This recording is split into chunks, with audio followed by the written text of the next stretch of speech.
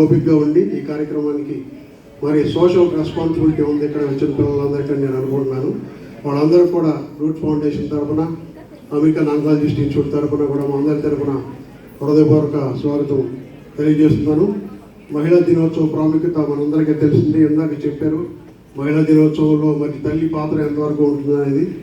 ఈ మహిళా దినోత్సవాన్ని పురస్కరించుకొని రూట్స్ హెల్త్ ఫౌండేషన్ ఎన్నో సంవత్సరాల నుంచి మహిళలకు ఏదో ఒక సేవా కార్యక్రమం చేయాలనే సంకల్పంతో గత 4-5 సంవత్సరాలుగా ఈరోజు మహిళలకు అవసరమైన టెస్టులు ఏవైతే ఉంటాయో ఆరోగ్య పరీక్షలన్నీ కూడా మనం ప్రతి సంవత్సరం ఫ్రీగా చేయడం జరుగుతుంది మహిళా దినోత్సవం సందర్భంగా.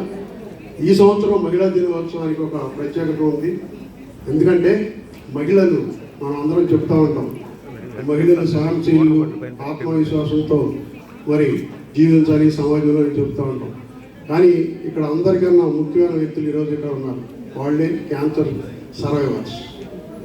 వాళ్ళందరికీ కూడా మరొకసారి మనందరి తరపున గట్టిగా హృదయపూర్వక అభినందనలు తెలియజేస్తున్నాము.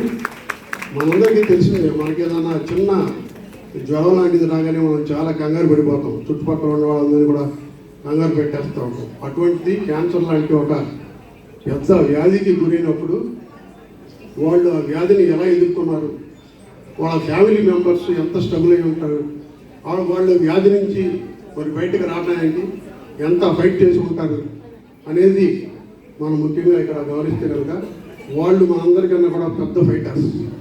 సో అటువంటి ఫైటర్స్తో ఇక్కడ ఈ కార్యక్రమాన్ని ఏర్పాటు చేయడం ఒక ముఖ్య ఉద్దేశం ఏంటంటే వీళ్ళందరూ కూడా మనందరికీ ఎవరైతే ఇక్కడ స్టూడెంట్స్ ఉన్నారో వాళ్ళందరికీ కూడా స్ఫూర్తిదాయకం.